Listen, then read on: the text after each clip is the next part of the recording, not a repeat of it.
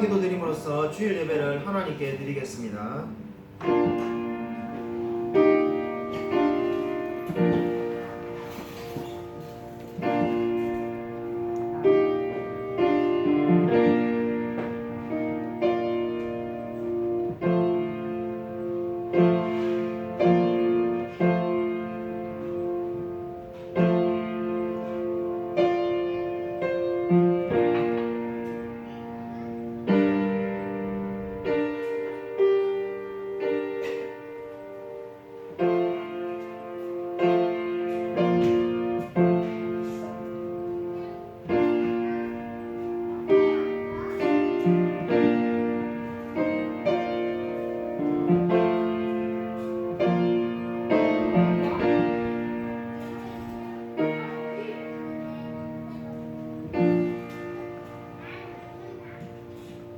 하나님 아버지 감사를 드립니다. 지난 한 주간도 하나님의 은혜 가운데 지낼 수 있게 해주시고 또 우리를 주님 앞으로 불러주심을 감사를 드립니다. 우리가 정말 온전히 하나님을 의지하며 찬양하며 살아갈 수 있도록 은혜 부어 주시옵소서. 정말 코로나 사태로 인해서 환경이 여러모로 어렵지만은 우리의 마음만은 늘 하나님과 함께하며 동행할 수 있도록 역사하여 주시옵소서. 주님께서 이 예배를 주관하여 주여 믿사오며 살아계신 예수 그리스도 이름으로 간절히 기도드립니다. 아멘. 사도신경 우리의 신앙을 고백하겠습니다. 전능하사 천지를 만드신 하나님 아버지를 내가 믿사오며 그 외아들 우리 주 예수 그리스도를 믿사오니 이는 성령으로 잉태하사 동정녀 마리아에게 나시고 본디오 빌라도에게 고난을 받으사 십자가에 못 박혀 죽으시고 장사한 지 사흘 만에 죽은 자 가운데서 다시 살아나시며 하늘에 오르사 전능하신 하나님 우편에 앉아 계시다가 저리로서 사한 자와 죽은 자를 심판하러 오시리라. 성령을 믿사오며 거룩한 공회와 성도가 서로 교통하는 것과 죄를 사하유신 것과 몸이 다시 사는 것과 영원히 사는 것을 믿사옵나이다. 아멘. 우리 교동문 시편 68편입니다. 시편 68편 1절부터 18절까지 제가 한 절, 성도님들이 한 절 교독하겠습니다.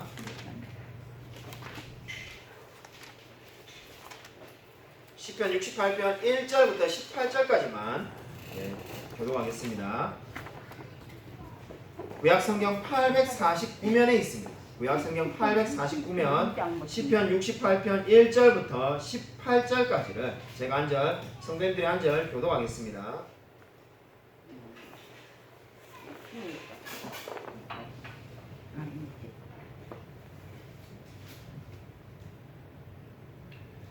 하나님이 일어나시니 원수들은 흩어지며 주를 미워하는 자들은 주 앞에서 도망하리이다. 연기가 불려가듯이 그들을 몰아내소서. 불 앞에서 미리 녹음같이 악인이 하나님 앞에서 망하게 하소서. 의인은 기뻐하여 하나님 앞에서 뛰놀며 기뻐하고 즐거워할지어다. 하나님께 노래하며 그의 이름을 찬양하라.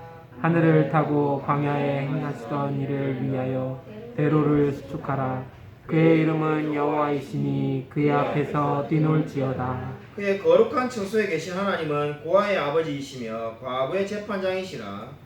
하나님이 고독한 자들은 가족과 함께 살게 하시며 갇힌 자들은 이끌어내사 형통하게 하시느니라. 오직 거역하는 자들의 거처는 메마른 땅이로다. 죄송합니다. 장군이가요. 하나님이여 주의 백성 앞에서 앞서 나가사 광야에 행진하셨을 때 땅이 진동하며 하늘이 하나님 앞에서 떨어지며 저 신의 산도 하나님 곧 이스라엘의 하나님 앞에서 진동하였나이다. 하나님이여 주께서 흡족한 비를 보내사 주의 기업이 공핍할 때 주께서 그것을 견고하게 하셨고 그 가운데 살게 하셨나이다. 하나님이여 주께서 가난한 자를 위하여 주의 은택을 준비하셨나이다. 주께서 말씀을 주시니 소식을 공포하는 여자들은 큰 무리라. 여러 군대의 왕들이 도망하고 도망하니 집에 있던 여자들도 탈취물을 나누도다. 너희가 양 우리에 누울 때에는 그 날개를 은으로 입히고 그 깃을 황금으로 입힌 비둘기 같도다. 전능하신 이가 왕들을 그 중에서 흩으실 때에는 살문의 눈이 알림 같도다. 바산의 산은 하나님의 산이며 바산의 산은 높은 산이로다. 너희 높은 산들아 어찌하여 하나님이 계시려 하는 산을 시기하여 보느냐. 진실로 여호와께서 이 산에 영원히 계시리로다. 하나님의 병거는 천천히요 만만이라 주께서 그 중에 계심이 신의 산 성소에 계신 같도다. 주께서 높은 곳으로 오르시며 사로잡힌 자들을 취하시고 선물들을 사람들에게서 받으시며 반역자들로부터도 받으시리라. 아멘. 코로나 관계로 찬양은 드리지 않습니다. 제가 헌금기도 드리겠습니다. 하나님 아버지 감사를 드립니다.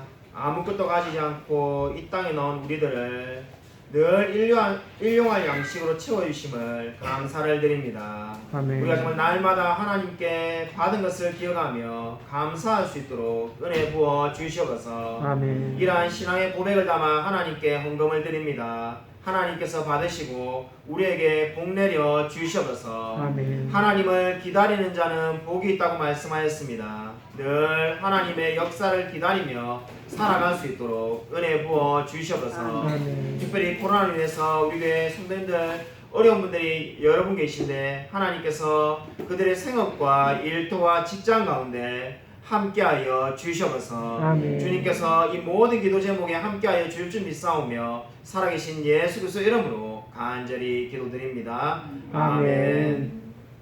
우리 옆에 있는 분들과 인사하도록 하겠습니다. 한 주간 평하셨습니까? 인사하도록 하겠습니다.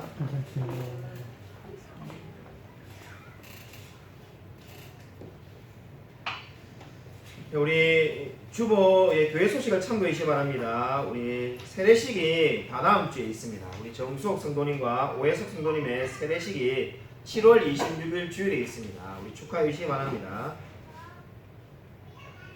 그리고 우리 코로나 확산으로 인해서 우리 주보의 오타인데 확신이 아니고 확산입니다. 코로나 확산으로 인해서 올해 여름 성경학교는 우리 하지 않기로 결정하였습니다. 우리 리더분들과 김용성 목사님과 의논했는데 하지 않기로 결정하였습니다.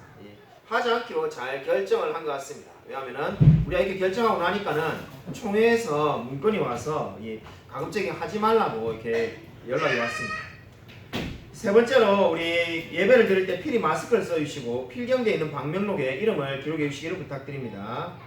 하이델베르그 요리문답 제29문입니다. 제가 문제를 읽고 여러분이 답을 하시면 되겠습니다. 하나님의 아들을 왜 예수 즉 구주라 부릅니까? 우리의 모든 죄에서 우리를 구원하시기 때문이요 또한 다른 어느 누구에게서 구원을 찾아서도 안 되며 발견할 수도 없기 때문입니다. 네, 오늘 설교 말씀은 믿음이란 무엇인가입니다. 오늘 로마서 3장 28절 말씀을 가지고 믿음이란 무엇인가 이 제목으로 말씀을 전하도록 하겠습니다. 신약성경 244면에 있습니다. 로마서 3장 28절 짧기 때문에 같이 한 목소리로 읽겠습니다. 로마서 3장 28절 로마서 3장 28절 신약성경 244쪽입니다. 같이 하시죠. 같이 한 목소리 읽겠습니다. 네, 시작. 그러므로 사람이 의롭다 하심을 얻는 것은 율법의 행위에 있지 않고 믿음으로 되는 줄 우리가 인정하노라. 아멘. 저는 오늘 믿음이란 무엇입니까? 라는 말씀의 제목으로 이 두 가지를 살펴보고자 합니다. 첫 번째가 은혜를 받는 통로로서의 믿음입니다. 은혜를 받는 통로로서의 믿음이 첫 번째 우리가 살펴보고자 하는 것이고 두 번째가 행함으로서의 믿음입니다. 이 두 가지를 살펴보려고 하는데 첫 번째가 바로 오늘 은혜를 받는 통로로서의 믿음입니다. 오늘 성경 말씀을 보시면은 사람이 의롭다 하심을 얻는 것은 이렇게 말합니다. 이 말은 구원을 받는다는 말과 동일한 말입니다. 사람이 구원을 얻는 것은 어떻게 얻는다는 겁니까? 율법의 행위에 있지 않고라고 말을 하고 있습니다. 믿음을 설명하는데 그냥 믿음이 뭔지를 이야기하면 될 것 같은데 성경을 읽어보면 어떻습니까? 특별히 로마서는 믿음을 설명할 때 꼭 율법과 대조해서 말씀을 전한다는 것을 알게 됩니다. 지금 오늘 말씀도 믿음으로 지금 우리가 구원을 얻는다는 말씀을 하고 있습니다. 사람이 의롭게 되는 것은 믿음으로 되는 줄 우리가 아노라. 이렇게 말씀하면은 정확한 말씀입니다. 근데 그 가운데 한 문장에 부연 설명이 있는데 율법의 행위는 아니다. 지금 이렇게 말씀을 하고 있는 겁니다. 왜 굳이 이렇게 말씀하는가? 율법의 행위가 구원받는데 도움이 안 된다는 게 너무 중요하다는 거죠. 그러면 이제 우리가 아마 많은 분들이 오해하기가 쉬울 것 같습니다. 실제로 그렇게 오해하는 분이 많은데 율법은 안 좋은 거구나. 율법의 행위로 구원을 못 받는다니까 율법은 나쁜 거구나. 이런 생각을 하게 됩니다. 근데 조금만 생각을 더 해보면 어떻습니까? 율법이 나쁜 겁니까? 그렇지가 않습니다. 율법이란 게 뭡니까?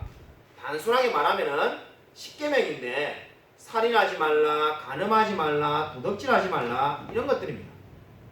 이 모든 계명들이 우연히 생긴 게 아니라 하나님이 직접 이스라엘 백성에게 주신 겁니다. 하나님이 주었는데 나쁜 게 없죠. 그런데 이제 우리가 어떤 생각이 듭니까? 하나님이 주었으면 좋은 건데 그럼 왜 사람이 의롭다 하심을 얻는 데는 안 좋다는 건가? 이런 생각을 우리가 가지게 됩니다. 오늘 말씀 우리가 근데 곰곰이 보셔야 되는 게 율법이 나쁘다는 게 아니라 율법의 행위로는 사람이 의롭다 하심을 얻을 수가 없다는 겁니다. 율법 자체가 나쁘다는 것이 아니라 율법의 행위, 그 말은 무슨 말입니까? 저와 여러분이 이 율법을 지키기 위해서 안식일을 지키기 위해서 또는 살인하지 말라, 간음하지 말라, 도둑질하지 말라는 그 말씀을 지키는 우리의 행위로는 사람이 의롭다 하심을 얻을 수가 없다는 겁니다. 그래서 구원을 받는데 저와 여러분의 행위로는 절대로 구원을 받을 수가 없다는 거죠. 단 1%의 가능성도 없다는 게 오늘 이 말씀의 의미가 되겠습니다. 그럼 여러분 오늘 꼭 기억하셔야 되는 게 율법 자체가 나쁘다는 게 아닙니다. 저와 여러분의 행위가 이 율법의 기준에는 절대로 도달할 수가 없다는 겁니다. 그러면 믿음이란 무엇인가? 오늘 은혜를 받는 통로라고 말을 했는데 여러분 이 은혜는 그러면 또 뭔가 우리가 이런 생각을 가지게 돼요.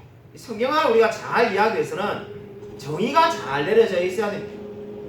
은혜가 뭔가 먼저 이야기를 하면은 은혜는 한마디로 말해서 그리스도의 희생으로 얻은 하나님의 부요하심이 되겠습니다.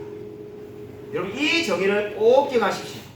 은혜가 뭔가 이러면은 그냥 우리가 흔히 그냥 뭐 하나님이 주신 것, 받는 것 이렇게 말하는데 그죠? 하나님이 주신 게 많이 있습니다. 근데 은혜라는 게 결국 뭔가 그리스도의 희생으로 얻어진 하나님의 부요하심이라. 그리스도께서 십자가에 지심으로써 이 하나님의 놀라운 부요하심을 이제 받을 자격을 갖췄는데 그게 은혜라는 겁니다. 근데 그거를 누구에게 줬다는 겁니까? 저와 여러분에게. 그리스도를 믿음으로 믿는 자들에게 값없이 거저 주셨다는 거죠. 그러니까 저와 여러분이 십자가를 친 적도 없고 우리가 뭔가 희생을 치는 적도 없지만은 그리스도를 믿을 때에 그 그리스도께서 얻으신 모든 하나님의 부요하심을 우리가 값없이 받게 되었다. 이게 은혜입니다. 그래서 오늘 내가 예수를 믿었지만은 하나님에 대해서 그 놀라운 하나님의 부요하심에 대해서 우리가 다 얻었다라고 말씀을 하고 있는 겁니다. 그래서 에베소서를 보면 어떻게 말합니까? 오늘 예수를 믿은 사람이라 할지라도 그는 이 땅에 살고 있는 게 아니라 어떻게 살고 있다는 겁니까? 하나님과 함께 거기서 살고 있다라고 말을 하고 있지 않습니까? 그 말이 어떻게 가능합니까? 그리스도께서 얻으신 모든 부요함을 우리가 믿음을 가질 때 그 믿음을 통해서 은혜를 받았기 때문입니다. 그러니까 믿음이라는 것은 한마디로 은혜를 받는 통로라는 거죠. 우리가 오해하기 쉬운 것이 믿음이라는 게 제일 좋은 거구나. 그게 아니라 믿음은 일종의 껍데기라는 거예요. 여기에 컵이 있으면은 컵 안에 지금 제가 물을 마시기 위해서 물을 담아놨는데 컵은 먹을 수가 없죠. 이 물을 마시고 싶은 건 제가 이 물입니다. 근데 마치 믿음이 이 안에 있는 은혜를 담아놓는 이 컵과 마찬가지라고 여러분이 생각하시면 되겠습니다. 믿음 그 자체가 뭔가 대단한 것이 아니라 은혜가 저와 여러분을 변화시키는데 그 은혜를 담는 그릇이 믿음이 되겠습니다. 그래서 믿음은 제일 쉽게 여러분이 이해하시면은 거지가 돈을 달라 해가지고 손에 돈을 받을 때 그 모습을 기억하시면 됩니다. 거지가 이 손이 있기 때문에 돈을 받은 게 아니라 그냥 지나가는 저와 여러분이 행인이 그 사람에게 1,000원, 500원 이렇게 주었는데 그 주는 거를 받으려면은 손이 있어야 하지 않겠습니까?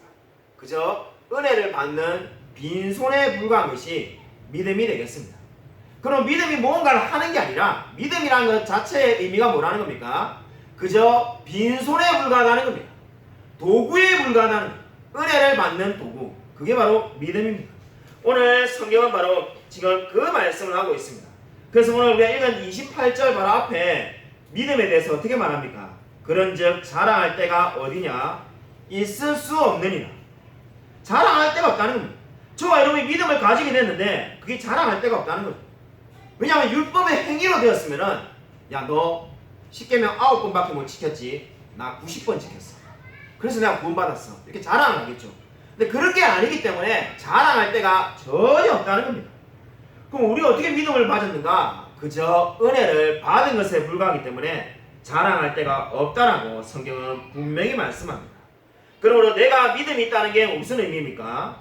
그 모든 것이 하나님의 은혜였고 내가 이룬 것은 아무것도 없다는 말이 내가 믿음을 가지게 되었다는 의미가 되겠습니다. 여러분 오늘 이 말을 꼭 기억하시기 바랍니다.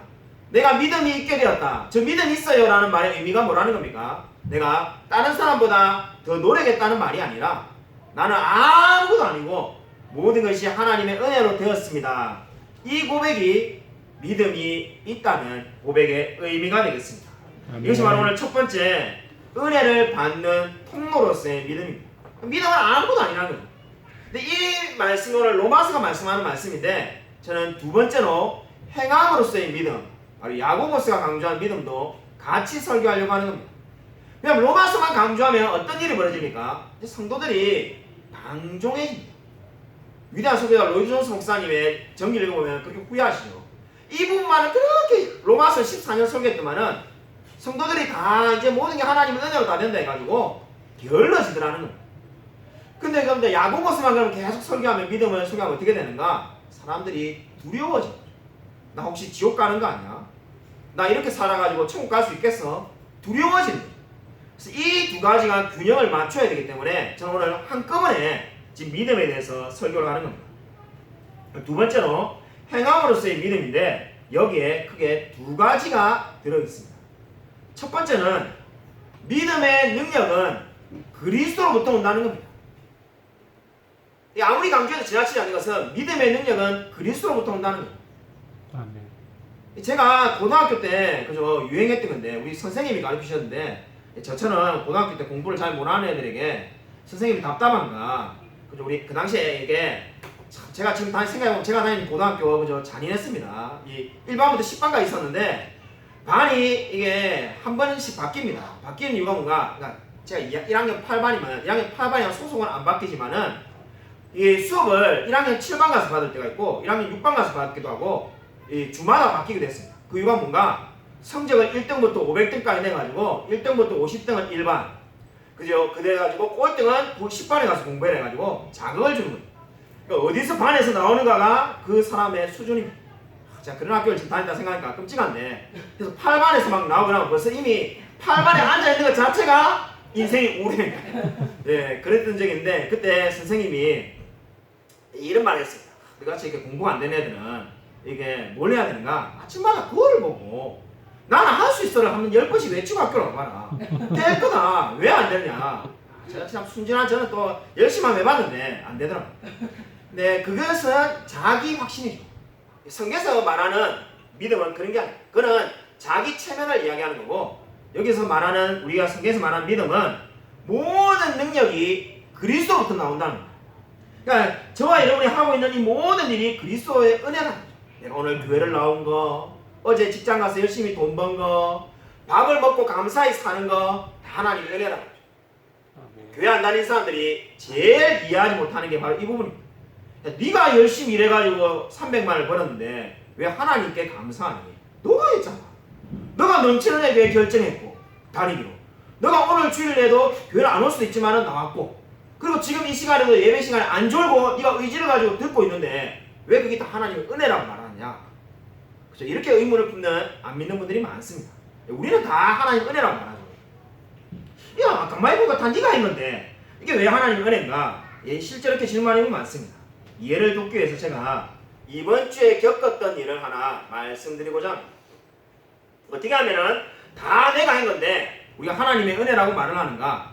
그죠? 우리 행함으로써 구원은 다 하나님께 주신 거지만은 나의 삶에서 모든 것이 다 하나님이 은혜라고 말하는 이유가 어디 있는가?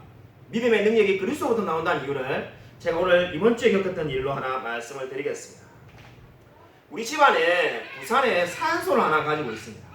평범합니다. 조그마한 산소를 하나 가지고 있는데 우리 할아버지, 증조 할아버지 이런 분들이 다 그 묘지에 묻혀 계시죠. 근데 그 묘지가 아주 특이합니다. 왜 특이한가? 소유주가 9명. 우리 교회 공인중개사 하신 분도 계신데 한참 여쭤보고 싶은데 그런 땅 본 적 있는가? 저는 평생에 한 번도 들어본 적이 없는 것 같아요. 우리 여기 지금 글 쓰시는 분도 있는데 소설도 그죠? 글 쓰시는 분도 계신데 아마 소설을 이렇게 써도 아마 욕먹기 쉬울 것 같습니다. 무슨 저기 땅이 있는데 거기는 소유주가 9명이다. 그게 뭐 조선시대 이야기도 아니고 2020년에 소유주가 9명인 땅이 과연 대한민국에 있을까? 근데 우리 돌아가신 우리 할아버지께서 땅을 9명의 이름으로 땅을 물려주십니다. 왜 그렇게 했는가? 정답은 간단합니다. 못 팔도록. 그러니까 아마 이건 제 추측입니다. 여기서는 제 추측인데 우리 한국교회 한 50년 전에 우리 그죠 이 신앙생 오래 하신 분은 아실 거예요. 50년 전에는 화장하면 천국 가지 못한다 이런 말이 많았습니다. 교회 오래 다니신 분 기억나실 거예요. 화장하면은 부활 때 어디 가서 부활할 거냐? 그러니까 매장을 해야 된다. 아마 그런 것 때문에 꼭 이 땅을 지키려고 하지 않았었는가? 뭐 이건 제 추측입니다.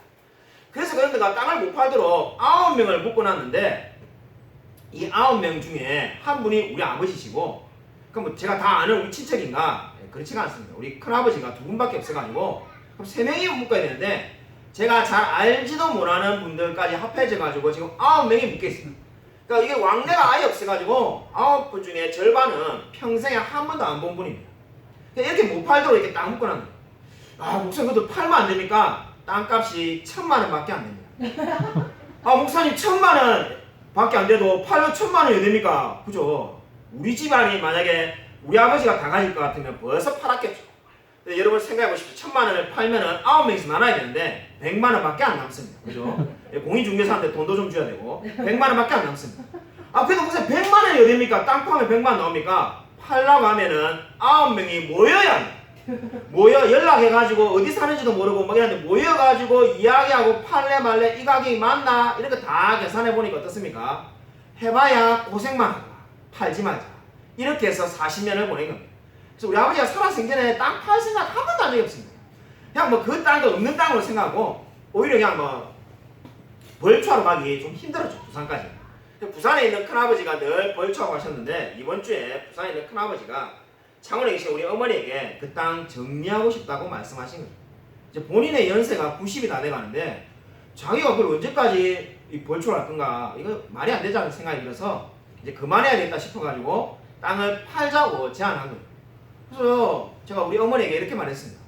아 그럼 그 의논하셔서 팔면 되지 그걸 왜 저한테 전화했습니까? 그러니까 어머니가 막 급하게 저에 전화했더라고요.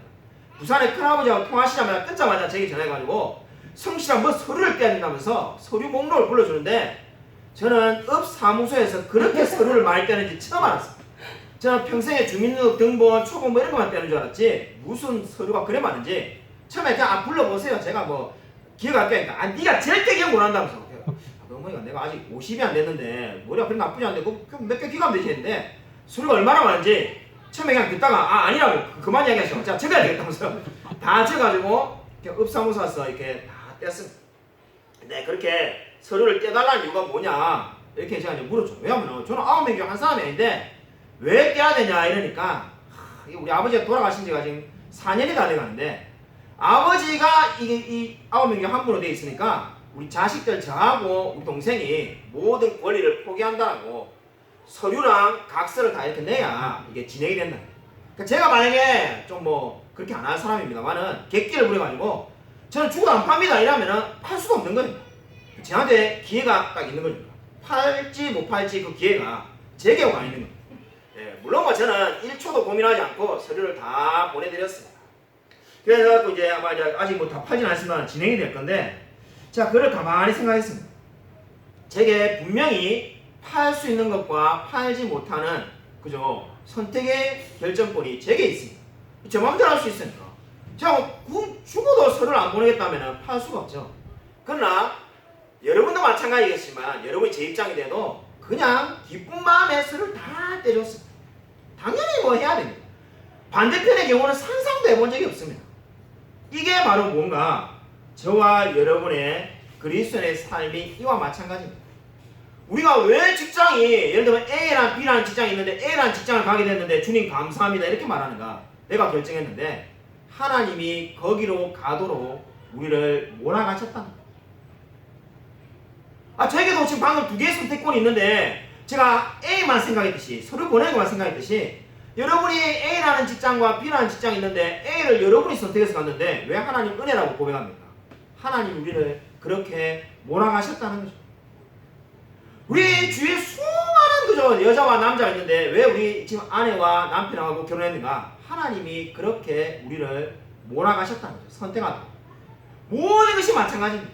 우리가 왜 하루에 오늘 세 끼를 먹는데 감사하다고 하는가? 하나님이 다 우리를 그렇게 하게 해주셨다는 거죠.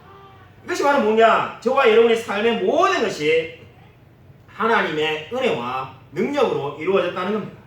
바로 골로새서 1장 29절에 찾지는 않겠습니다만 바울이 이렇게 고백합니다. 제가 읽어드리겠습니다. 우리 개혁성경 버전이 아니라 다른 버전인데 이 일을 위하여 나도 내 속에서 능력으로 작용하는 그분의 활력을 따라 수고하며 애쓰고 있습니다. 여러분 바울의 고백을 잘 들어보십시오. 이 일을 위하여 나도 내 속에서 능력으로 작용하는 그분의 활력을 따라 수고하며 애쓰고 있습니다. 수고하는 사람 누굽니까? 바울입니다. 여기에서 이 골로새서 1장 29절을 보면 이 수고는 그냥 제가 물컵 하나 떠나드는 이런 게 아니라 땀을 흘리고 몸이 힘들 정도로 애쓰는 겁니다. 그렇게 바울이 수고하고 있는데 그게 지금 누구 덕분에 되었다고 말합니까? 내 속에서 능력으로 작용하는 그분의 활력을 따라 하나님께서 내 속에 작용했기 때문에 내가 수고했다고 말하는 거죠. 바울이 모든 수고를 다해서 바울이 전도하고 텐트 치고 예수님 전했는데 그게 다 누구의 은혜라는 겁니까? 하나님의 은혜라고 고백을 하는 겁니다. 이렇게 고백하는 사람이 믿음이 있는 사람인 줄로 믿으시기 바랍니다. 여러분 믿음이 없는 사람은 절대로 이렇게 고백하지 않습니다. 교회 다니지 않는 분들 비그리스도인이 제가 이렇게 오늘 하루 세 끼 먹고 된 게 하나님 은혜입니다라고 고백하는 사람 본 적 있습니까? 그렇게 고백하지 않습니다. 내가 치유된 게 하나님 은혜입니다 이렇게 고백하는 비그리스도인 단 한 사람도 없습니다. 그리스도인만이 내가 오늘 일하는 그 모든 일이 뭔가 특별한 일이 일어난 게 아니라 뭔가 뭐 복금에 당첨됐다든지 승진해서 그런 게 아니라 그냥 늘 일상적인 일이지만 그 모든 일이 하나님의 은혜라고 고백하는 줄로 믿으시기 바랍니다. 여러분 저와 여러분이 늘 매일매일 똑같은 삶을 쳇바퀴처럼 살지만은 그것을 하나님의 은혜라고 고백하는 이유가 무엇입니까? 바로 오늘 바울이 말하는 것처럼 그분의 활력을 따라 내가 수고하며 애쓰게 되었다는 겁니다. 하나님께서 내 속에 역사하시기 때문에 내가 오늘 이렇게 할 수 있게 되었다는 겁니다. 여러분 이 진리를 믿으시기 바랍니다. 여러분 오늘 두 번째는 지금 행함으로서의 믿음 첫 번째는 모든 능력은 그리스도로부터 나온다는 거고 두 번째는 시험을 어떻게 보내느냐가 저와 여러분의 믿음의 크기를 결정한다는 겁니다. 우리가 신앙생활하면 제일 의문스러운 게 뭡니까? 어떤 사람은 믿음이 너무나 좋은데 어떤 사람은 믿음이 좀 시시한 분이 있습니다. 어떤 사람은 똑같이 10년씩 교회 다니는데 한 사람은 믿음이 너무나 좋고 한 사람은 믿음이 약합니다. 그 차이가 어디서 벌어지는가? 하나님이 우리에게 믿음을 작게 준 건가? 그렇지가 않습니다. 정간의 믿음이 똑같습니다. 여러분 우리가 모든 사람은 그 받은 믿음을 가지고 천국에 갑니다. 근데 이 세상에 살 때 왜 믿음이 다르게 보이는가? 그 이유는 바로 시험을 어떻게 보내느냐가 그 사람의 큰 믿음과 적은 믿음으로 나누어지는데 결정적인 영향을 미치게 되는 겁니다. 야고보서 1장 2절 한번 보겠습니다. 자, 야고보서 1장 2절 한번 찾겠습니다.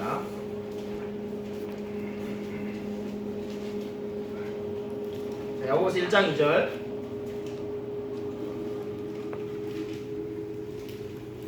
신약성경 371면에 있습니다. 신약성경 371면 야고보서 1장 2절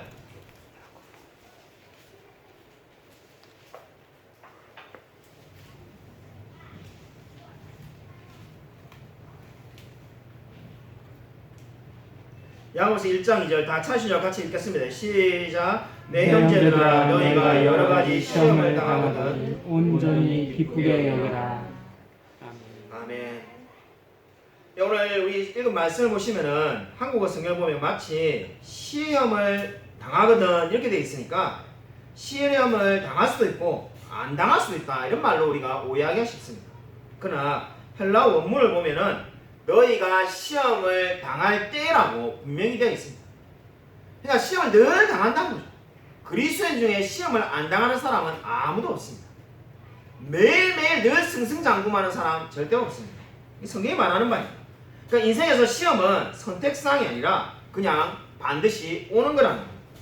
근데 중요한 것은 너희가 여러 가지 시험을 당하는데 그럼 여기서 뭐가 문제인가? 이 말씀을 우리가 읽지 않았습니다만은 사전을 보면은 인내를 온전히 이루라 이렇게 되어 있습니다. 야고보서 1장은 하나의 공식을 이야기하는데 시험을 당할 때 인내하는 사람은 어떻게 된다는 겁니까? 사전에 그 사람이 조금도 부족함이 없게 된다는 거죠. 성품이 훌륭해지고 거룩을 추구하는 그런 성숙한 그리스도인이 된다는 겁니다. 야고보서 1장이 말하는 공식은 간단합니다. 시험이 왔을 때 인내하는 사람은 성숙해진다. 한마디로 믿음이 큰 믿음을 가지게 된다는 겁니다. 이 시험이 다가왔을 때 유혹에 넘어져서 죄를 짓게 되는 사람은 믿음이 없어진다는 게 아니라 적은 믿음을 가지게 되는 거예요. 그러니까 어떤 사람이 적은 믿음을 가지게 되었는가? 시험에 계속해서 넘어지기만 하면은 그 사람은 적은 믿음을 가지게 되는 겁니다. 누가 큰 믿음을 가지게 되는 건가? 그 시험을 인내하면서 이긴 사람입니다. 그리고 성경을 보십시오. 수많은 예가 있습니다. 믿음의 조상 아브라함도 75세에 자녀를 받겠다는 약속을 받았지만 25년간을 기다려야만 했습니다. 모세 하나님이 쓰시겠다고 약속해 줬는데 40살에 약속을 받고 40년을 기다려서 80살에 어떻게 되었습니까? 하나님의 쓰임을 받았습니다. 그러니까 모든 성경에 있는 위대한 인물들은 인내를 하며 그 모든 것을 견뎌낸 거예요. 그 인내하는 동안 뭐가 달라지는가? 그 사람이 큰 믿음을 가지게 되는 겁니다. 믿음이 없던 사람이 믿음이 생기는 게 아니라 믿음이 적은 사람이 큰 믿음을 가지게 되는 겁니다. 그러면 저와 여러분에게 믿음의 크기는 어디서부터 나오는 겁니까? 바로 이 시험을 어떻게 견디냐가 저와 여러분의 믿음의 크기를 좌지우지하는 겁니다. 저는 요즘 코로나 때문에 우리가 정말로 이러한 시련을 겪고 있다는 생각을 가지게 됩니다. 저와 여러분도 지금 믿음이 커질 수 있는 일종의 기회이기도 하고 위기이기도 한 이런 시련을 겪고 있습니다. 최근에 여러 명의 제 친구 지인 목사님들과 통화를 했는데 목사님들이 다 걱정이 많습니다. 예전에 그렇게 말하는 분이 거의 없었는데 요즘은 그냥 통화하면은 과연 몇 년 뒤에 제가 목회를 할 수 있을까요? 이렇게 말하는 목사님을 그냥 쉽게 찾아볼 수 있습니다. 어떤 분은 아예 그냥 교회가 절반 이상 개척교회 같은 조그마한 교회는 없어지지 않겠나 이런 말하는 분도 있습니다. 왜냐하면 코로나가 몇 년을 가는데 정말로 이것을 견딜 수가 있을까 이런 생각이 듭니다. 솔직히 저도 우리가 지금 5년이 다 돼가는데 이 한 명도 새 신자가 오지 않은 해는 올해밖에 없습니다. 우리 지난해도 그렇고 재작년도 그렇고 다 몇 명씩 우리가 그죠 5명 이상씩 늘 새로운 분이 오셨습니다. 그러나 새 가족을 등록을 안 하는 정도가 아니라 그죠? 이 예배 시간에 한번 그냥 교회 한번 왔어요 이런 분조차 없지 않습니까? 근데 이게 우리 교회만 이런 상황이 아니라 김성실이가 목회를 못 해서 우리 김성실 목사님이 목회를 못 해서 그런가 보다 그런 상황이 아니라 모든 교회가 겪는 공통된 현상이라는 거예요.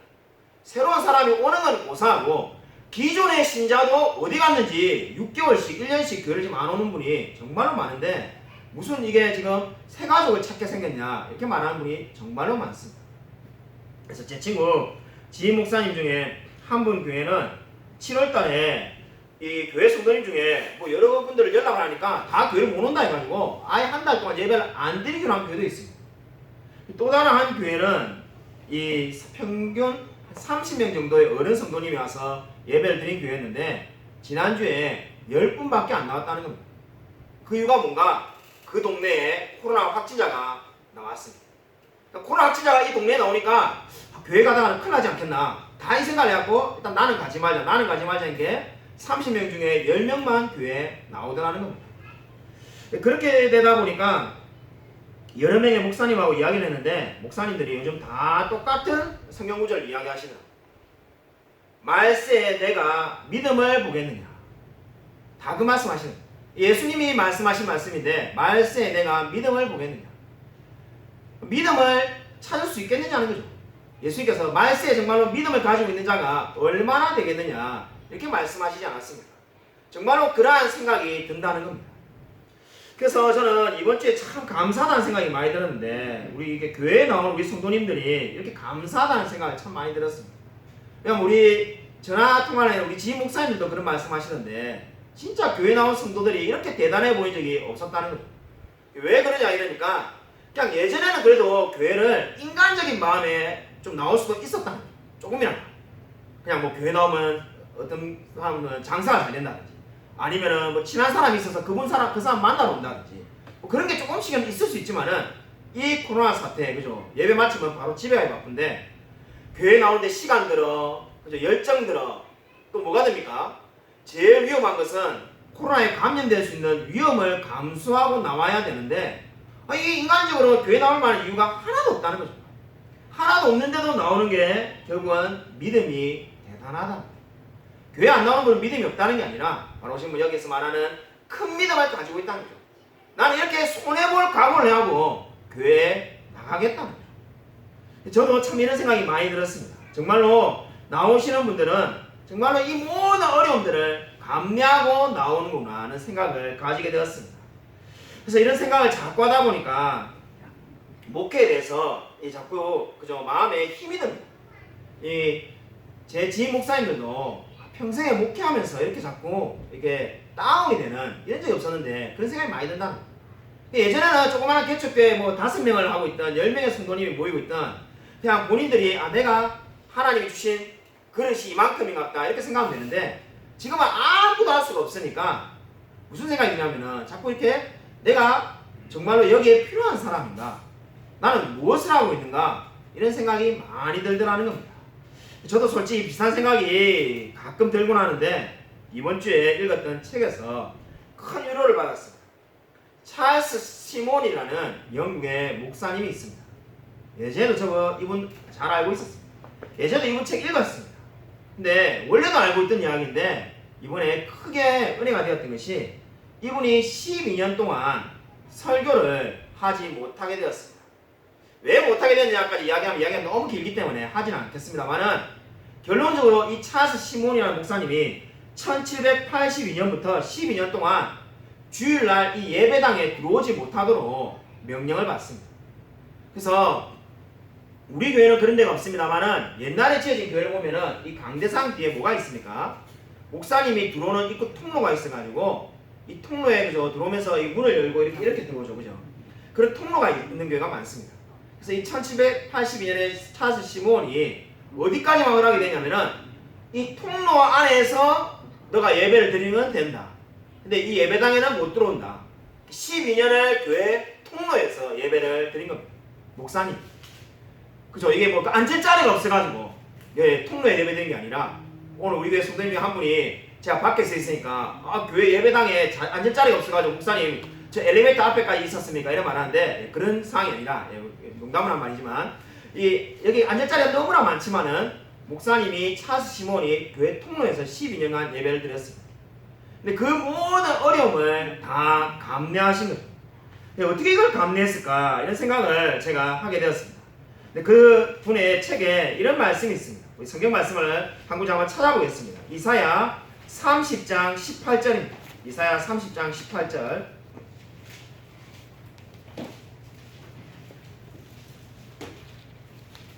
구약성경 1002쪽에 있습니다. 구약성경 1002쪽 이사야 30장 18절 말씀을 같이 한번 읽겠습니다.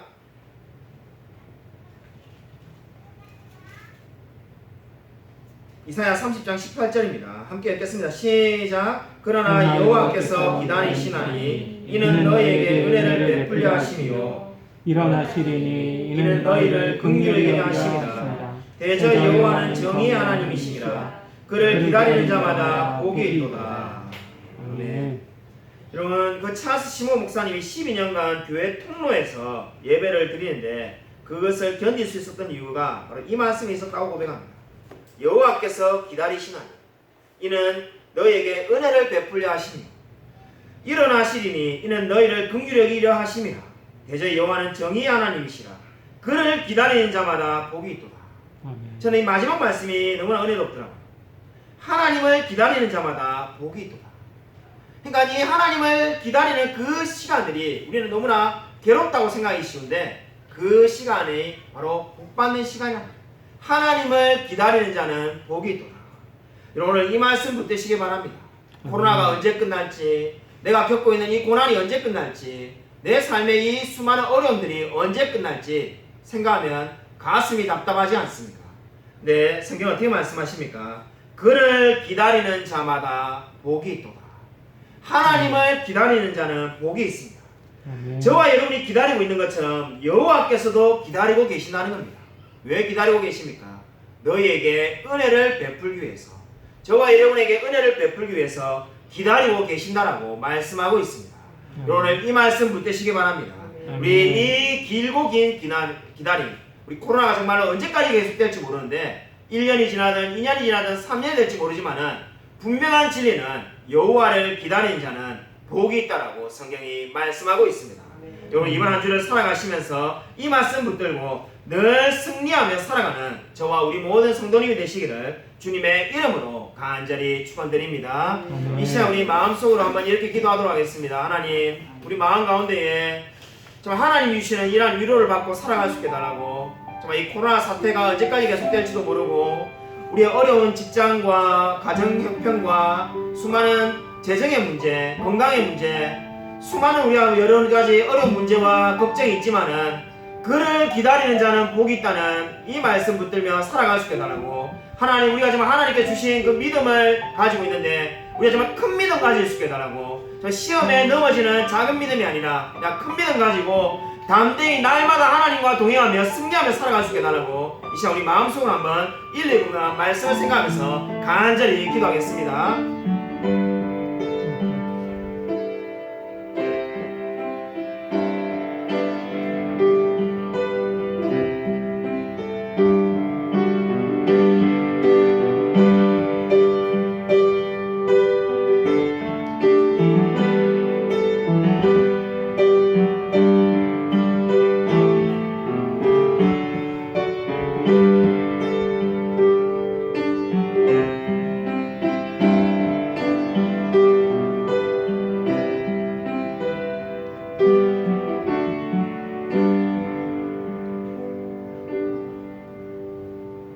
하나님 아버지, 감사를 드립니다.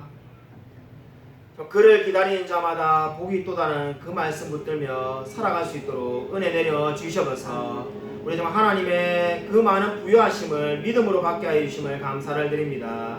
날마다 우리가 받은 은혜들을 기억하며 감사하며 살아갈 수 있도록 역사하여 주셔서 나의 나된 것은 오직 하나님의 은혜라는 것을 알고 날마다 감사하며 날마다 기뻐하며 살아갈 수 있도록 은혜 부어 주셔서, 하나님, 우리가 코로나로 인해서 여러 가지 많은 어려움이 있습니다. 우리 교회 성도님들 가운데도 물질의 어려움, 그리고 건강의 어려움, 여러 가지 많은 어려움을 겪고 있는 분들이 있습니다. 우리가 언제까지 회복될 날을 기다려야 되는지 알 수 없는 그 마음에 답답한 마음이 있습니다. 그러나 오늘 정말 이 성경 말씀처럼 그를 기다리는 자마다 복이 있다는 그 말씀 붙들고 정말 기다리며 인내하며 살아갈 수 있도록 역사하여 주셔서 하나님께서 반드시 회복시켜 주시며 하나님께서 높이 우리를 세워주실 줄로 믿습니다. 하나님, 축복하여 주셔서 하나님만 믿고 의지하며 이번 한 주도 승리하며 살아갈 수 있도록 역사하여 주셔서 우리의 모든 능력이 다 그리스도부터 나온다는 것을 알고 날마다 하나님과 기뻐하며 살아갈 수 있도록 은혜 부어 주셔서 하나님께서 함께하여 줄 줄 믿사오며 살아계신 예수 그리스도 이름으로 간절히 기도드립니다. 아멘. 이제는 주 예수 그리스도의 은혜와 하나님의 사랑과 성령의 교통하심이 그를 기다리는 자마다 복이 있도다는 이 말씀 붙들고 정말 우리의 여러 가지 형편과 처지가 어렵다 할지라도 날마다 기뻐하며 감사하며 주님과 동행하며 살아가기로 다짐하는 이 자리에 있는 모든 성도들과 동영상으로 함께 예배드리는 성도들 머리 위에 지금부터 영원토록 함께 있을지어다. 아멘.